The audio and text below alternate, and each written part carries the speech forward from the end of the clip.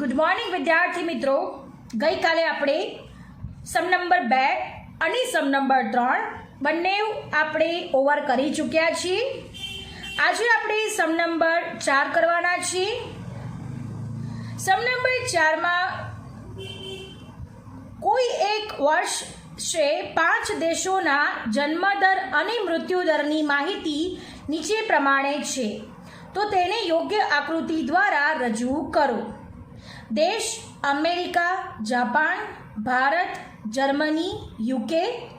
જન્મદરનું પ્રમાણ 16.5, 20.8, 34.2, 16.4, 15.2.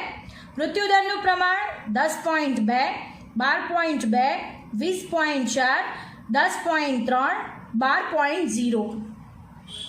માહિતી આપણને આપી છે 5 દેશોના જન્મદર અને મૃત્યુદરની.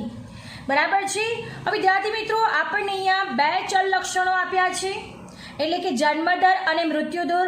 આમ 2 ચલ લક્ષણો આપણે અહીંયા ગ્રાફમાં દર્શાવવાના છે. તો વિદ્યાર્થી મિત્રો, જ્યારે 2 ચલ લક્ષણો આપણને પ્રશ્નમાં આપ્યા હોય ત્યારે આપણે પાસની સ્તંભ આકૃતિ દ્વારા માહિતીની રજૂઆત કરીએ છીએ. તો સમ નંબર 4માં આપણે કઈ રીતે માહિતીની રજૂઆત કરીશું? તો પાસની સ્તંભ આકૃતિ દ્વારા આપણે 5 વર્ષોના જે ડેટા છે, જે માહિતી છે, એને આપણે યોગ્ય આકૃતિ દ્વારા રજૂ કરીશું. યોગ્ય આકૃતિ દ્વારા એટલે કે પાસની સ્તંભ આકૃતિ દ્વારા આપણે જન્મદર અને મૃત્યુદરને રજૂઆત કરીશું. એટલે આલેખ દ્વારા આપણે 5 દેશોનું રજૂઆત કરીશું. બરાબર છે. એના માટે આપણે એક્સ અક્ષ પર આવશે દેશો અને વાય અક્ષ પર આવશે જન્મદર અને મૃત્યુદરનું પ્રમાણ. બરાબર છે. હવે આ પ્રમાણે આપણે સ્કેલ માપ લઈશું. ત્યારબાદ આપણે અમેરિકા, જાપાન, ભારત, જર્મની અને યુકેને આકૃતિ દ્વારા રજૂઆત કરીશું. સો લેટ અસ સ્ટાર્ટ અવર સમ. વિદ્યાર્થી મિત્રો, આપણે સૌપ્રથમ જે આપણે આકૃતિ દોરવા જઈ રહ્યા છીએ, સૌપ્રથમ તેનું ટાઇટલ આપી દઈશું. તો કોઈ એક વર્ષમાં 5 દેશોના જન્મદર અને મૃત્યુદર દર્શાવતી પાસની સ્તંભાકૃતિ. તો વિદ્યાર્થી મિત્રો, અહીંયા પાસની સ્તંભાકૃતિ શા માટે તૈયાર કરવામાં આવી રહી છે? કારણ કે અહીંયા એક કરતાં 2 ચલ લક્ષણો ધરાવે છે, તે માટે આપણે પાસની સ્તંભ આકૃતિ દ્વારા રજૂઆત કરવાની છે. આપેલ માહિતીમાં 2 ચલ લક્ષણો જુદા જુદા દેશોના જન્મદર અને મૃત્યુદર છે, તેથી યોગ્ય આકૃતિ પાસની સ્તંભ આકૃતિ બને છે. અહીં એક્સ અક્ષ પર જુદા જુદા દેશો દર્શાવીશું. વાય અક્ષ પર 1 સેન્ટીમીટર બરાબર 5 સેન્ટીમીટર લઈશું, એટલે 5 એકમ લઈશું.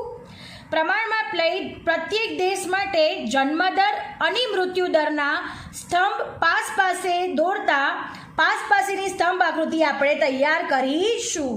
તો સ્કેલ માપમાં છે એક્સ અક્ષ પર દેશો, વાય અક્ષ પર છે 1 સેન્ટીમીટર બરાબર 5 એકમ, આને આપણે જન્મદર કહીશું અને આ માહિતીને આપણે મૃત્યુદર તરીકે દર્શાવીશું. ખબર પડી ગઈ? જન્મદર અને મૃત્યુદર. તેમજ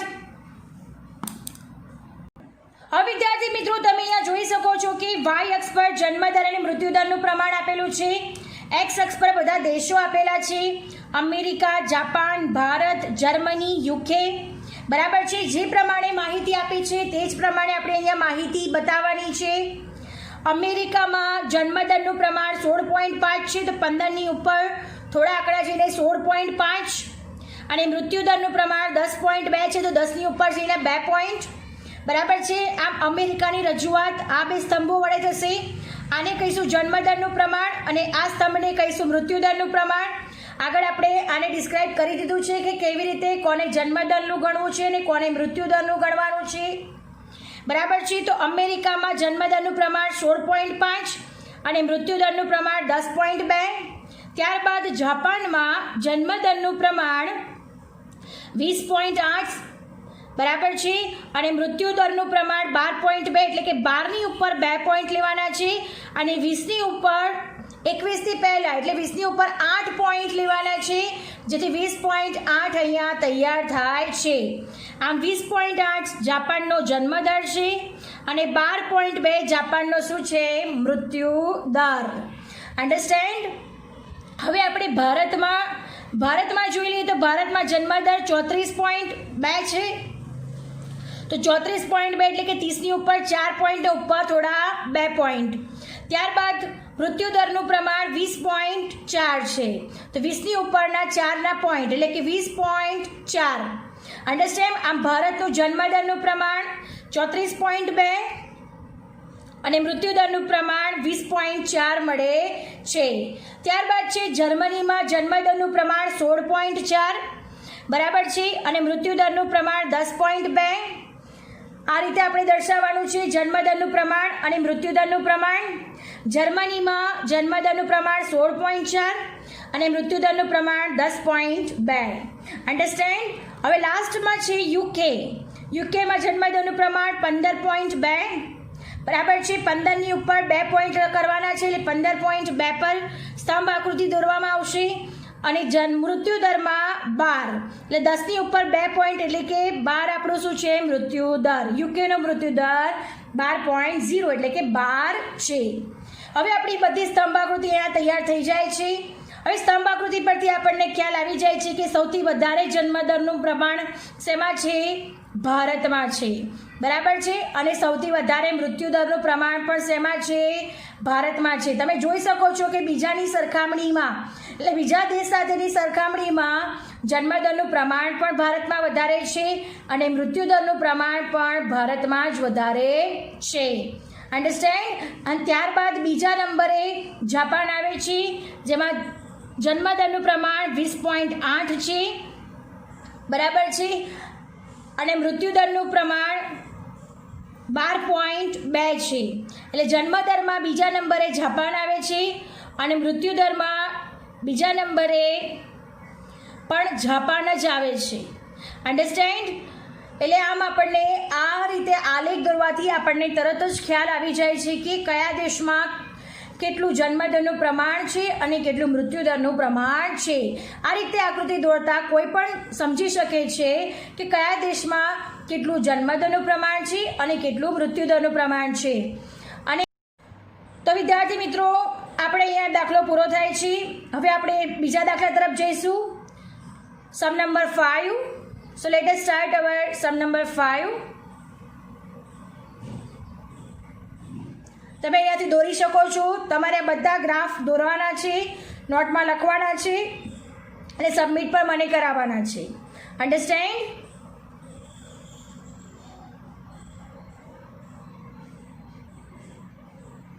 વિદ્યાર્થી મિત્રો સમ નંબર 5. કોઈ બે અલગ અલગ વિસ્તારમાં રહેતી વ્યક્તિઓની ઉંમર વિશે નીચે પ્રમાણે માહિતી મળે છે તો યોગ્ય આકૃતિ દ્વારા રજૂ કરો. ઉંમર 15થી ઓછી બાળક, 15થી 35 યુવાન, 35થી 60 વયસ્ક, 60થી વધુ વૃદ્ધ અને કુલ સંખ્યા. વિસ્તાર A 480, 360, 240, 120, કુલ સંખ્યા 1200. વિસ્તાર B 350, 250, 200, 200, 1000. બરાબર છે. હવે વિદ્યાર્થી મિત્રો અહીંયા આપણને શેની માહિતી આપી છે? તો વ્યક્તિઓની ઉંમરની માહિતી આપેલી છે. હવે આ જ્યારે આવી માહિતી આપણને જ્યારે પણ પ્રશ્નમાં જોવા મળે છે ત્યારે આપણે આવા માહિતીવાળી જે પણ આકૃતિ દ્વારા રજૂ કરવાની હોય તો આમાં કઈ આકૃતિનો યુઝ થશે? તો વિભાજિત સ્તંભ આકૃતિનો યુઝ થશે. કઈ આકૃતિનો યુઝ થશે? વિભાજિત સ્તંભ આકૃતિનો યુઝ થશે. જ્યારે આ રીતે કુલ સંખ્યા આપેલી હોય અને કુલમાંથી બધી સંખ્યાઓ આપણને માહિતી તરીકે આપેલી હોય ત્યારે ધ્યાનમાં રાખવાનું કે ત્યારે વિભાજિત સ્તંભ આકૃતિ આપણે તૈયાર કરવાની રહેશે. કોઈ પણ બે વિસ્તારની માહિતી અહીંયા આપેલી છે અને આ વિસ્તારની માહિતી પરથી આપણે આ જે માહિતી છે તેને વિભાજિત સ્તંભ આકૃતિ વડે દર્શાવીશું.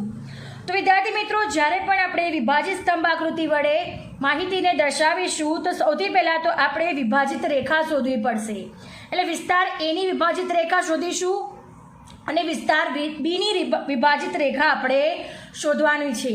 ત્યારબાદ આપણે વિસ્તાર એનો એક સ્તંભ દોરીશું અને વિસ્તાર બીનો એક સ્તંભ દોરીશું અને વિભાજિત રેખા આપણે આલેખ પર દર્શાવવાની રહેશે જેથી આ ચારે ચાર ભાગ સ્તંભ આકૃતિ પર આપણને એક જ સ્તંભમાં જોવા મળશે. મેં જ્યારે તમને વિભાજિત સ્તંભ આકૃતિ વિશે તમને સમજાવ્યું હતું ત્યારે મેં તમને 2 ગ્રાફ બતાવ્યા હતા. આજે ફરીથી એ ગ્રાફને આપણે જોઈ લઈએ અને ત્યારબાદ આપણે આપણા દાખલાની શરૂઆત કરીએ. વિદ્યાર્થી મિત્રો, વિભાજિત સ્તંભ રેખા, તો આ જે રેખા છે તેને વિભાજિત સ્તંભ રેખા કહીશું. અને વિભાજિત સ્તંભ આકૃતિ એટલે કે આ રીતે સ્તંભ દોરવાનો છે અને તેમાં બધા ભાગનું આપણે શું કરવાનું છે? વિભાજન કરવાનું છે. હવે આ જે રેખા છે એ શોધવા માટે આપણે સૌપ્રથમ એક સૂત્રનો ઉપયોગ કરીશું જેનાથી આપણને વિભાજિત રેખા પ્રાપ્ત થશે. આપણી જોડે 2 ડેટા છે, વિસ્તાર A અને વિસ્તાર B. આ બંને ડેટાને 2 સ્તંભોમાં એ બધાની માહિતી આ રીતે અલગ અલગ પાર્ટ્સમાં આપણે વહેંચવાની છે. અન્ડરસ્ટેન્ડ? અહીંયા જોઈ શકો છો તમે ખોરાકમાં, કપડામાં, શિક્ષણમાં, બળતણમાં, ભાડામાં અને અન્ય ખર્ચામાં આ બધી માહિતી એક જ સ્તંભ પર વહેંચાયેલી છે. તો આને શું કહેવામાં આવે છે? સાદી વિભાજિત સ્તંભ આકૃતિ તરીકે ઓળખવામાં આવે છે. અન્ડરસ્ટેન્ડ? તો આવી આકૃતિ આપણે હવે દાખલામાં દોરવાની છે. તો સૌપ્રથમ આપણું જે કાર્ય છે જે આપણે કરવાનું છે તે છે કે સૌપ્રથમ આપણે વિભાજિત રેખા દોરવાની છે. તો આપણે વિભાજિત રેખા પહેલાં શોધીશું અને ત્યારબાદ વિભાજિત રેખા વડે આપણે 2 સ્તંભોમાં વિસ્તાર A અને વિસ્તાર B ની માહિતી દર્શાવી દઈશું. સો હવે આપણે આપણો દાખલો શરૂઆત કરીએ. વિદ્યાર્થી મિત્રો, સૌપ્રથમ આપણે વિસ્તાર A ની વિભાજિત રેખા શોધીશું, ત્યારબાદ વિસ્તાર B ની વિભાજિત રેખા શોધીશું. તો વિસ્તાર A માં ઉંમર આપી છે 15 થી ઓછી બાળક, 15 થી 35 યુવાન, 35 થી 60 વયસ્ક, 60 થી વધુ વૃદ્ધ અને કુલ વ્યક્તિઓની સંખ્યા આપી છે 480, 360, 240, 120 અને કુલ છે 1200. વિદ્યાર્થી મિત્રો, હવે ધ્યાન આપજો કે જ્યારે પણ વિભાજિત રેખા દોરવાની હોય ત્યારે કુલમાંથી જે રકમ આપી હોય તેને શું કરવાના છે? માઇનસ કરવાની છે. શું કરવાની છે? ઓછા. બરાબર છે? તો પહેલાં તો આપણે 1200 ઓછા 480 એટલે 1200 ઓછા 480 બરાબર 720. આમ સૌપ્રથમ જે આપણું ઉંમર છે 15 થી ઓછી બાળકોની જે ઉંમર આપણને આપી છે એ 1200 ઓછા 480 બરાબર 720. એટલે 720 સુધીની રેખા આપણને શું દર્શાવશે? બાળકોની સંખ્યા દર્શાવશે. ત્યારબાદ આ જે રકમ આવે 720 એ 720માંથી 360 ઓછા કરવાના છે. એ 720 ઓછા 360 બરાબર 360.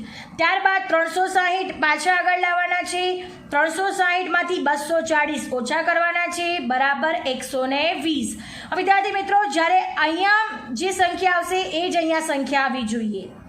જે 60 થી વધુ વૃદ્ધ છે 120 છે, તો અહીં આખરની સંખ્યા પણ કેટલી આવી જોઈએ? 120 જ આવી જોઈએ. જો આ બે સંખ્યાઓ સરખી ના થાય તો આપણે કંઈ ભૂલ કરી છે તેમ સાબિત થાય. તો અહીંયા આપણું 120 આવી જાય છે એટલે કે આપણી ગણતરી કેવી છે? બિલકુલ સાચી છે. ફરીથી કહું છું, 1200 ઓછા 480 બરાબર 720, 720 ઓછા 360 બરાબર 360, 360 ઓછા 240 બરાબર 120. એટલે 120 અને 120 બંને સરખા થઈ જાય છે. આમ આપણી વિભાજિત રેખાની જે ગણતરી છે એ બરાબર સાચી છે. હવે વિદ્યાર્થી મિત્રો, આ જ મેથડથી આપણે વિસ્તાર B ની વિભાજિત રેખા શોધીશું. બરાબર છે? એમાં પણ 15 થી ઓછી બાળક માટે, 15 થી 35 યુવાન માટે, 35 થી 60 વયસ્ક માટે અને 60 થી વધુ વૃદ્ધ માટે. વિદ્યાર્થી મિત્રો, વિસ્તાર B માટે તમે જોઈ શકો છો વ્યક્તિની સંખ્યા પ્રશ્ન પ્રમાણે આપેલી છે 350, 250, 200, 200, 1000. બરાબર છે? હવે અહીંયા વિભાજિત રેખા શોધવાની છે. તો કુલમાંથી મેં કહ્યું તે પ્રમાણે 1000 ઓછા 350 બરાબર 650. 15 થી ઓછી બાળકો માટે. ત્યારબાદ 650 પાછા લાવવાના છે. 650 ઓછા 250 બરાબર 400. ત્યારબાદ 400 ઓછા 200 બરાબર 200. તમે જોઈ શકો છો કે 200 અને 200 બંને કેવા થઈ જાય છે? અહીંયા સેમ. તો આપણી ગણતરી કેવી છે? બિલકુલ સાચી છે. અન્ડરસ્ટેન્ડ? હવે 1000 ફરીથી કુલમાંથી માઇનસ 350 બરાબર 650, 650 ઓછા 250 બરાબર 400, 400 ઓછા 200 બરાબર 200. આમ આપણી વિભાજિત રેખા 650, 400 અને 200 બને છે. હવે આપણે આ માહિતી પરથી આલેખની રચના કરીશું, એટલે વિભાજિત સ્તંભ આકૃતિ દોરીશું. હવે પહેલાં તો દોરતા પહેલાં આપણે તેનું ટાઇટલ આપવાનું હોય છે, તો સૌપ્રથમ આપણે ટાઇટલ આપી દઈશું. વિદ્યાર્થી મિત્રો, તમે અહીંયા જોઈ શકો છો કે ટાઇટલ આપણે આપી દીધું છે. 2 અલગ અલગ વિસ્તારમાં રહેતી વ્યક્તિઓની ઉંમર વિશેની માહિતી દર્શાવતી વિભાજિત સ્તંભ આકૃતિ. ત્યારબાદ આપણે સ્કેલ માપ લીધેલો છે. એક્સ અક્ષ પર વિસ્તાર લીધો છે અને વાય અક્ષ પર 1 સેન્ટીમીટર બરાબર 200 વ્યક્તિઓ. ત્યારબાદ આપણે વિસ્તાર એ અને વિસ્તાર બી અહીંયા લખી દઈશું. હવે ધ્યાનથી સાંભળજો કે આ કેવી રીતે દોરવાનું છે. ત્યારબાદ આપણે સ્કેલ માપ મૂકીશું. 200, 400, 600, 800, 1000 અને 1200. સૌપ્રથમ એમાં ટોટલ સંખ્યા કેટલી છે? 1200. તો સૌપ્રથમ 1200 સુધીનો આપણે સ્તંભ રચી દેવાનો છે. શું કરવાનું છે? સૌપ્રથમ 1200 સુધીનો સ્તંભ આપણે રચી દેવાનો છે. તે જ રીતે વિસ્તાર બીમાં ટોટલ કેટલા છે? 1000. તો સૌપ્રથમ આપણે 1000 સુધીનો સ્તંભ રચી દેવાનો છે. આ સ્તંભ રચ્યા બાદ હવે આપણે વિભાજિત સ્તંભ આકૃતિમાં વિભાજિત રેખાઓ રચીશું. સૌપ્રથમ શું કરવાનું છે? તો સૌપ્રથમ તમારે 1200 સુધીનો સ્તંભ રચી દેવાનો છે આ રીતે, અને બી માટે 1000 સુધીનો સ્તંભ આપણે રચી દેવાનો છે. ત્યારબાદ જે આપણે 1200 ઓછા 480 કર્યા હતા તેમાં 720 આવ્યા હતા, બરાબર છે. તો એમાં 720 સુધીની અહીંયા આપણે એક રેખા દોરવાની છે. આ 720 સુધીની રેખા આપણને શું દર્શાવે છે? બાળકો. જેથી આપણે આ ભાગ શું થઈ જશે? આપણા બાળકોનો થઈ જશે. શું થઈ જશે આ ભાગ? આપણા માટે બાળકોનો. અન્ડરસ્ટેન્ડ? તો આ પહેલી આપણે શું દર્શાવે છે? બાળકો. અને 720 સુધીની સંખ્યા આપણા માટે શું છે? બાળકો છે. તો આ ઉપરના ભાગમાં જે પ્રદેશ રચાશે તેને શું કહીશું? બાળકો. ત્યારબાદ 360 છે. તો 360માં આપણે નીચેથી જઈએ તો 360 ક્યાં આવશે? તો અહીંયા આવશે 360, બરાબર છે. 200થી ઉપર જઈશું એટલે કે 360 અહીંયા રચાશે. એટલે આ 360માંથી જે બીજી રેખા રચાશે તેની ઉપરના ભાગને આપણે શું કહીશું? યુવાન વર્ગ. શું કહીશું આપણે? યુવાન વર્ગ.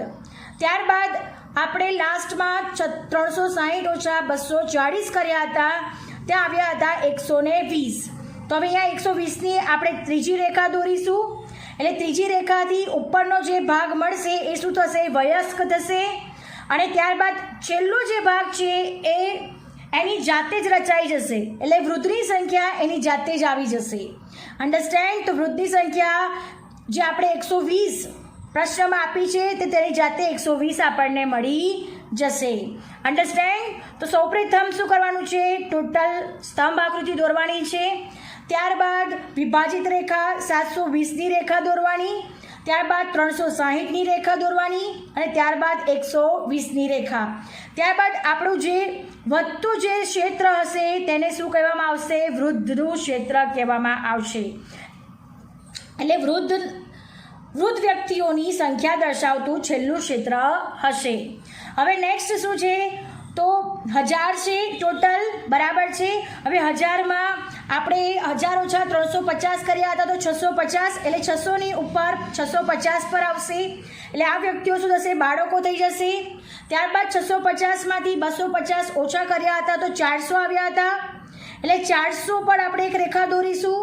એટલે આ 400ની રેખા અહીંયા આપણે દોરાશે, બરાબર છે. આ 400ની રેખા તમે જોઈ શકો છો કે 400ની રેખા અહીંયા દોરવામાં આવી છે. હવે 400માંથી આપણે 200 ઓછા કર્યા હતા અને 200 આવ્યા હતા, તો અહીંયા આપણે 200ની રેખા દોરીશું, બરાબર છે.